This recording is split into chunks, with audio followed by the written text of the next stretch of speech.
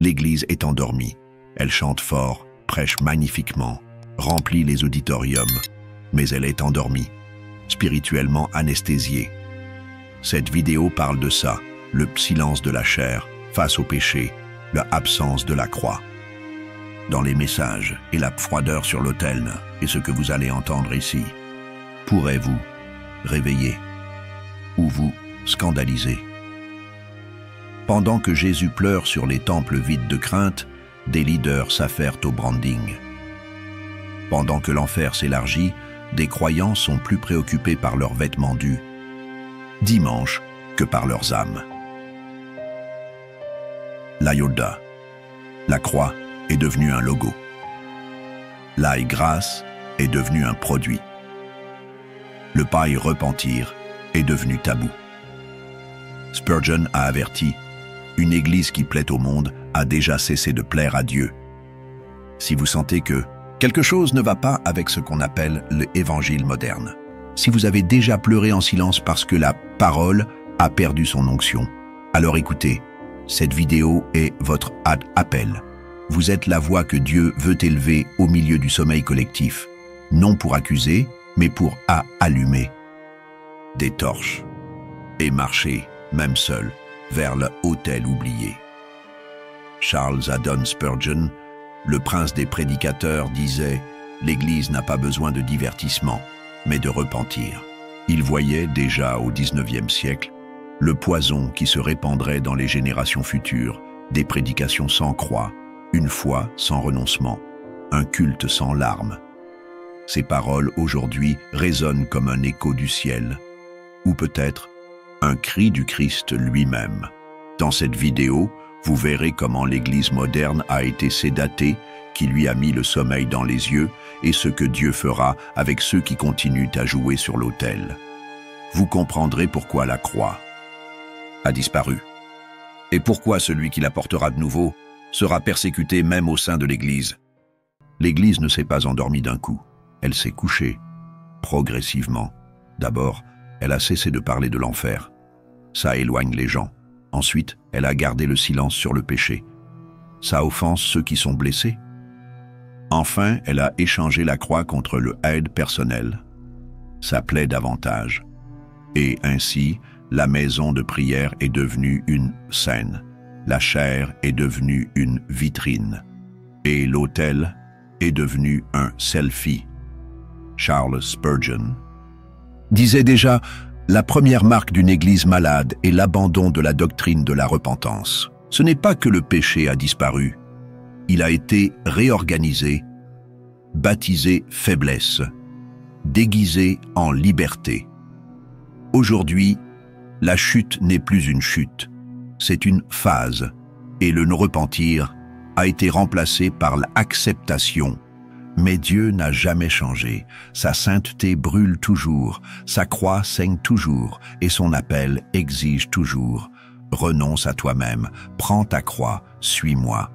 L'Église moderne a voulu le ciel sans renoncement, et a échangé le pain de vie contre le divertissement du dimanche. Elle a des cultes bondés et des cœurs vides. Elle a des feux sur scène et de la haute glace sur l'autel. Spurgeon criait cela à Londres. Si l'Esprit de Dieu n'est pas présent, aucun artifice ne peut suppléer à son absence. Mais aujourd'hui, beaucoup ne réalisent même pas qu'il est parti, parce qu'ils continuent de ressentir la musique, les lumières, la célébrité. Mais ce qui a été perdu, c'est le feu frais, celui qui purifie, celui qui fait tomber le pécheur à genoux, celui qui transforme la scène en autel, et les hommes en cendres devant le Saint. Ce feu a disparu, et à sa place, un palme sommeil. Sommeil de leaders qui ne prient pas, sommeil de musiciens qui ne croient pas, sommeil de prédicateurs qui mémorisent des phrases et oublient le ciel. Mais le pire, c'est que ce sommeil est confortable.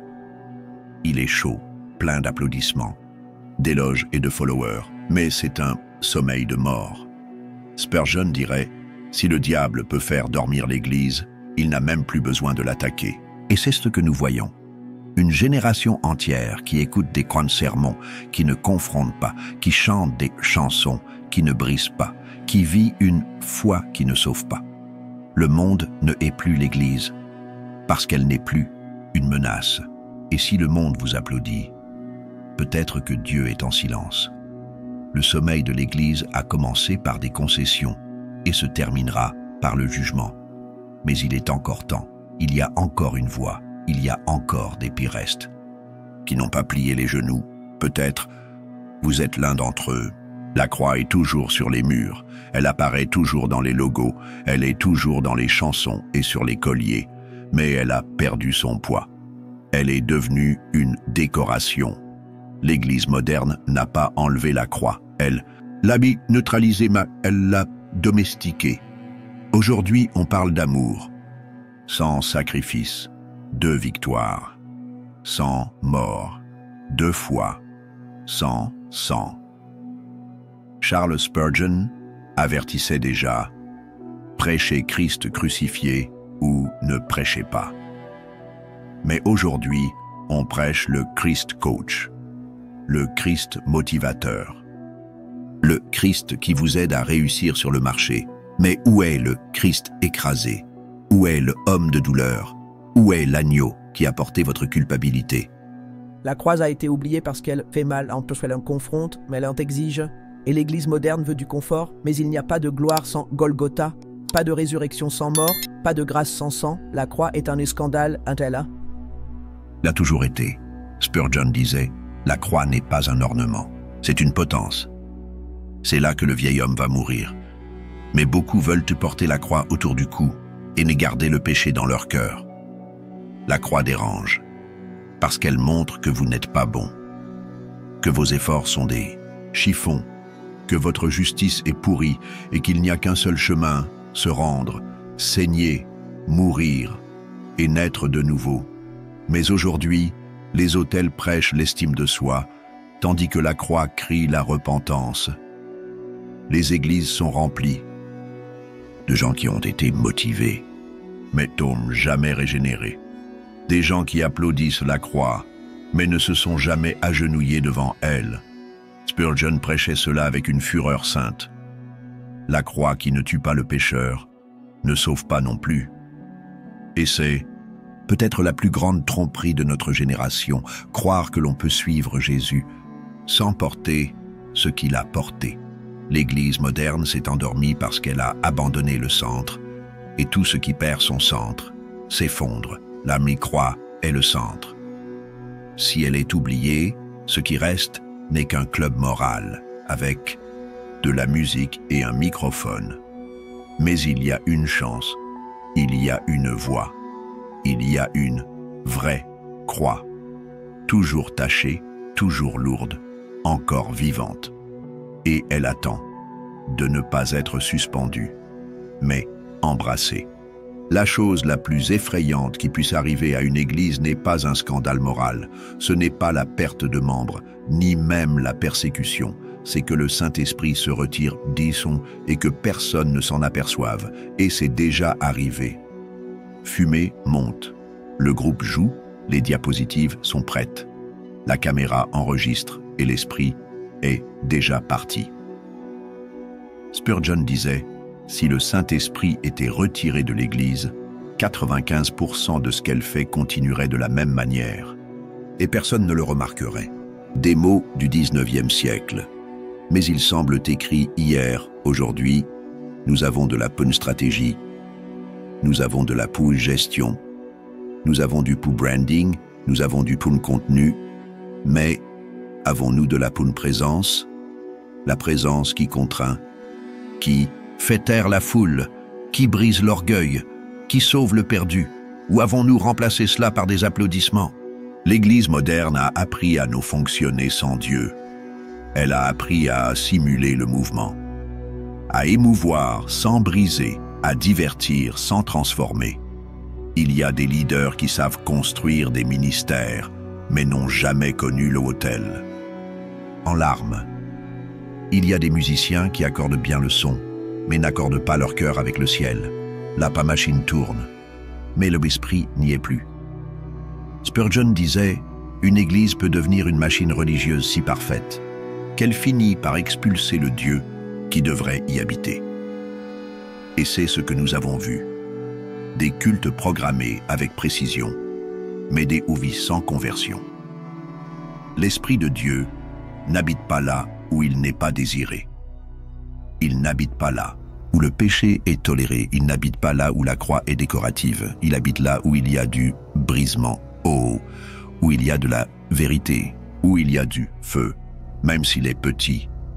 L'Église moderne veut le board control, mais l'Esprit ne peut pas être contrôlé. Il souffle où il veut, il brûle ce qu'il veut, il interrompt, il déconstruit, il blesse pour guérir.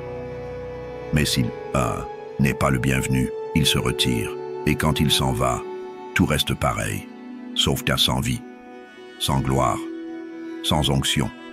La machine continue de tourner, mais Dieu est déjà sorti du temple. Comme en Ézéchiel, la gloire est partie par la porte est silencieuse, solennelle, et le peuple ne s'en est même pas rendu compte. Peut-être qu'aujourd'hui, il se retire de nombreux endroits, mais il cherche encore un cœur qui se brise, une église qui pleure, quelqu'un qui dise « Sans toi, nous ne sommes rien ». Ils n'ont pas enlevé Jésus des chairs, ils l'ont juste vêtu d'un autre habit, plus léger, plus vendable, plus digeste. Il est toujours mentionné, il est toujours chanté, mais il n'est plus craint, ni obéi. Le nouveau évangile est doux, il promet le ciel sans renoncement, il promet la bénédiction sans le brisement, il promet la grâce sans croix. Spurgeon voyait cela naître et avertissait déjà. Un évangile sans repentance est un poison au goût de miel. Et c'est exactement ce que beaucoup prêchent.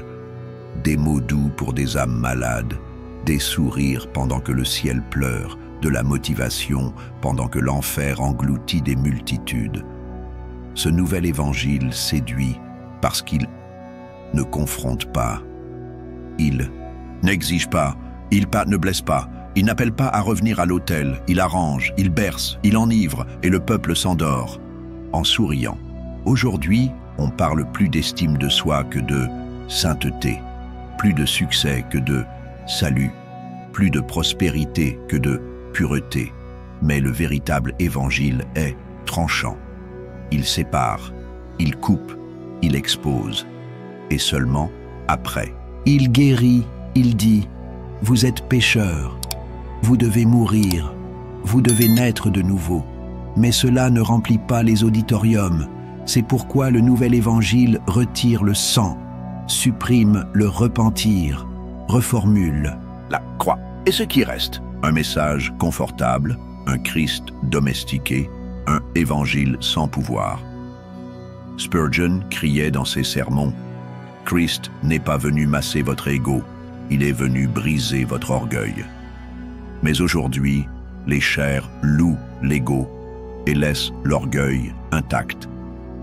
Le pécheur sort du culte, motivé, mais toujours esclave, toujours aveugle, toujours perdu. Le nouvel évangile est populaire parce qu'il est léger, mais la vérité n'a jamais été populaire et la croix n'a jamais été légère. Le seul message qui sauve est toujours scandaleux. Il est toujours sanglant. Il exige toujours tout. Christ n'a pas promis d'applaudissements. Il a promis la persécution. Il a promis la guerre. Il a promis la vie éternelle après la mort. Mais personne ne veut mourir. C'est pourquoi le nouvel évangile grandit, mais le royaume se refroidit. Et si Spurgeon était ici, il crierait peut-être de la chair avec des larmes aux yeux. Retournez à la croix, retournez au sang, retournez à la repentance. Parce qu'en dehors de cela, il n'y a pas de salut. Le péché n'a pas disparu, il a juste changé de nom. Aujourd'hui, le péché s'appelle phase, déconstruction, processus, ou, dans le langage plus moderne, authenticité. L'Église ne le combat plus, elle le administre, donne des excuses et, pire, apprend à vivre avec. Spurgeon disait, L'Église qui tolère le péché renie le Seigneur qui est mort pour le vaincre. Mais l'Église moderne préfère le confort de l'acceptationa, la confrontation de la sainteté. Elle craint de scandaliser le pécheur, mais ne craint pas de battrister l'esprit. Elle prêche la paix, là où Dieu n'a pas encore déclaré, le pardon. Elle offre la bénédiction, là où il devrait y avoir des pleurs. Elle offre des promesses, sans repentance, et c'est une sans trahison. Parce que le véritable évangile ne cache pas le péché, il l'expose, non pas pour humilier, mais pour sauver. Mais quand le péché est réduit au silence, le peuple se perd. La conscience s'endort, l'esprit se retire. Et le pire, c'est que l'Église continue d'applaudir, continue de dire « Dieu est ici », alors qu'en réalité, il est déjà parti. Comme à Jérusalem, avant la destruction, les leaders prophétisaient encore la victoire, mais l'épée était déjà nos portes. Spurgeon criait cela avec angoisse. Si vous vivez en paix avec votre péché, alors vous êtes en guerre avec Dieu. Aujourd'hui, la chair parle d'amour-propre, mais se tait devant la fornication. Parle de but, mais ignore le adultère. Parle de bénédiction, mais évite de mentionner le jugement. Et le peuple continue sans de crainte, continue de chanter, continue de pécher, sans repentance, sans larmes, sans croix, parce qu'il a perdu la crainte de Dieu. Et là où il n'y a pas de crainte, il n'y a pas de sagesse, pas de révérence, pas de salut. Spurgeon disait « Le premier signe de réveil est le retour de la crainte au cœur des croyants. » Et ce que nous avons aujourd'hui n'est pas un réveil, c'est de l'agitation, du bruit, mais sans brisement. Dieu est toujours saint, il exige toujours la repentance, il juge toujours et il pèse toujours sa main, même sur sa maison.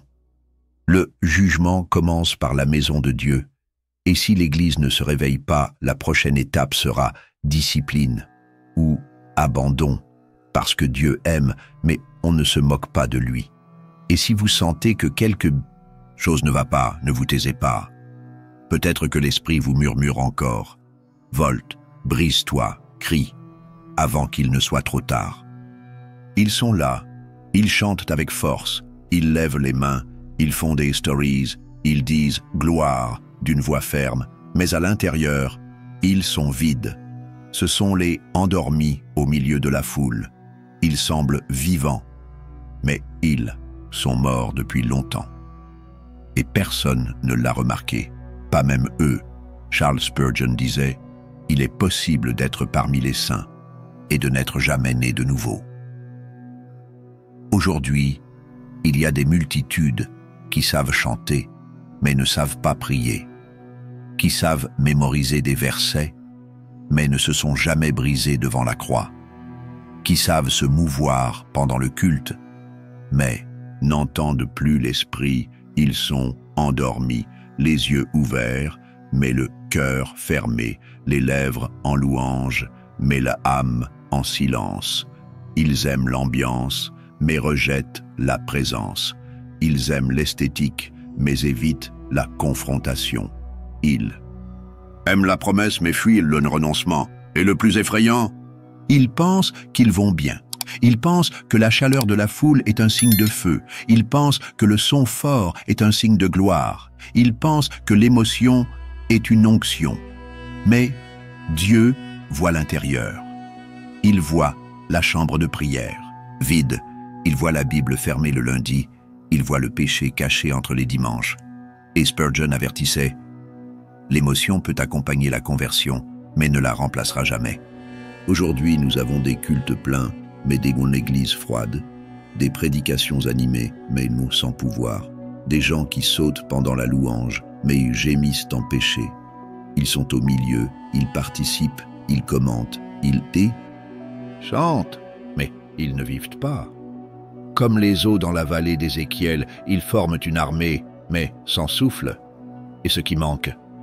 Il manque le souffle, il manque la vraie repentance, il manque le embrisement authentique, il manque la croix qui déchire le cœur, et ressuscite l'âme, car seul celui qui est mort peut revivre, et au seul celui qui a été brisé peut être reconstruit. Dieu ne veut pas de performance, il veut des cœurs qui brûlent, il veut des âmes éveillées, il veut des enfants qui ne participent pas seulement au culte, mais portent le ciel partout où ils vont. Et, si vous réalisez que vous êtes endormi, n'attendez pas un culte agité, attendez une rencontre avec la vérité. Elle vous brisera, elle vous blessera, mais aussi, elle vous réveillera. Tous ne dorment pas. Au milieu de la foule anesthésiée, il y a des hauts cœurs qui pleurent encore, des yeux qui brûlent encore, des âmes qui entendent encore le murmure de Dieu au milieu du bruit. Ce sont les hauts éveillés, ceux qui ne se contentent pas du beau culte ni de l'évangile dilué, ils sont agités, ils ne peuvent plus faire semblant, parce que la vérité les a atteints. Et maintenant elle crie à l'intérieur. Charles Spurgeon le savait, il disait « Dieu a toujours un reste, peu importe à quel point la nuit est sombre. » Si vous êtes arrivé jusqu'ici, c'est parce que votre âme réagit encore, votre esprit palpite encore. Vous avez encore faim de l'omniprésence réelle, pas de la performance, mais du feu. Dieu réveille l'état quelques-uns, pas les populaires, pas ceux qui sont applaudis, mais l'état fidèles, ceux qui ont choisi de porter la croix, même si cela coûte tout. Le temps de la moitié d'heure touche à sa fin. La ligne entre le vrai et le faux devient visible. Et ceux qui entendront cet appel seront persécutés, mais aussi portés par la gloire. Spurgeon disait « L'Église a besoin d'hommes que le monde ne peut corrompre et que l'enfer ne peut faire taire. » Peut-être que Dieu vous appelle maintenant, non pas pour être un de plus, mais pour être une réponse, pour être un autel vivant au milieu des ruines, pour être une voix dans le désert, une torche au milieu du sommeil. Vous n'avez pas besoin d'être célèbre, vous avez besoin d'être fidèle. Vous n'avez pas besoin d'être suivi, vous avez besoin d'être brisé.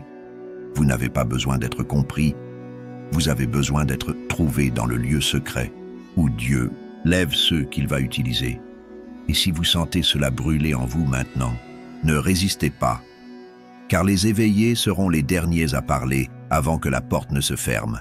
Et quand elle se fermera, puissiez-vous être à l'intérieur avec la lampe allumée et le cœur ardent. Si ce message vous a confronté, si vous sentez que c'est Dieu qui vous a parlé, alors ne retournez pas au sommeil. Abonnez-vous maintenant à la chaîne L'École du Prince. Ici, chaque vidéo est une épée, chaque parole un autel, chaque thème un appel éternel. Commentez. Ci-dessous, qu'est-ce que Dieu vous a dit dans cette vidéo? Votre témoignage peut être le réveil de quelqu'un. Partagez avec ceux qui dorment encore. C'est peut-être la dernière chance de quelqu'un avant le jugement. L'école du Prince n'est pas une question de célébrité. C'est une question de peu. C'est une question de lever ceux qui ont encore des yeux pour pleurer et des oreilles pour entendre.